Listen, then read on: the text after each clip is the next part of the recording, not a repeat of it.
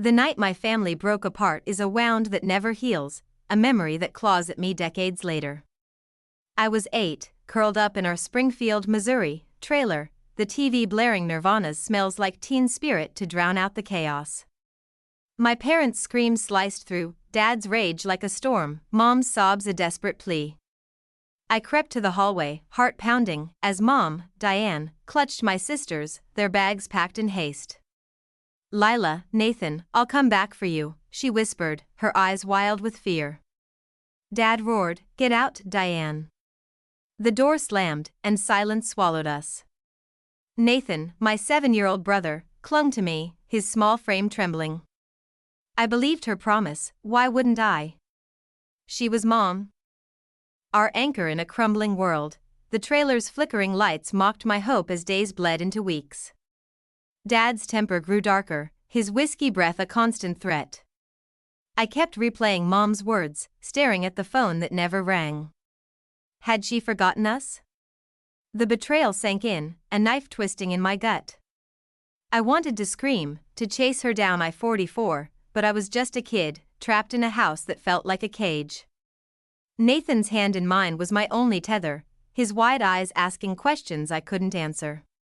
Why did she leave us? The question became my heartbeat, pulsing through sleepless nights. Springfield's humid summer pressed against the trailer's thin walls, amplifying my shock. I'd sit by the window, watching fireflies dance, imagining Mom out there, searching for us. But doubt crept in. Had she built a new life, erased us like a bad dream?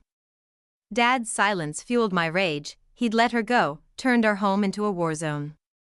I felt like a pawn in their game, discarded when the board flipped. Nathan's trust in me was a weight I wasn't ready to carry, but I vowed to protect him. How, though, when I couldn't protect myself from this pain? The trailer's peeling wallpaper and stale air became my prison. I'd lie awake, hearing Dad's drunken muttering, wondering if Mom ever looked back. Did she know how much we needed her? The betrayal wasn't just hers, it was Dad's, too, for letting her walk away, for choosing anger over us. I'd trace the cracks in the ceiling, each one a map of my fractured trust. Springfield's small-town rhythm, neighbors grilling, kids biking, felt like a cruel contrast to our chaos. I'd see families at the park, laughing, and envy would choke me. Why couldn't that be us? I started hiding from Dad's outbursts, tucking Nathan behind me when his voice rose. The fear was constant, a shadow I couldn't outrun. I'd tell Nathan stories about Mom returning, but even he stopped believing them. The betrayal cut deeper each day, reshaping me into someone harder, angrier. I hated Mom for leaving, Dad for staying, and myself for being powerless.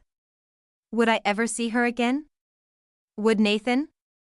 The questions gnawed at me, unanswered. Sharing this feels like ripping off a bandage, exposing raw truth. That night in 1995 changed everything, setting me on a path of pain and questions. I need to understand why Mom left, why she broke her promise. Maybe you've felt this betrayal, too, a moment that shattered your world. Tell me in the comments, have you ever lost someone you trusted? Hit subscribe to follow my journey as I uncover the truth about that night and what came next. Your stories keep me going.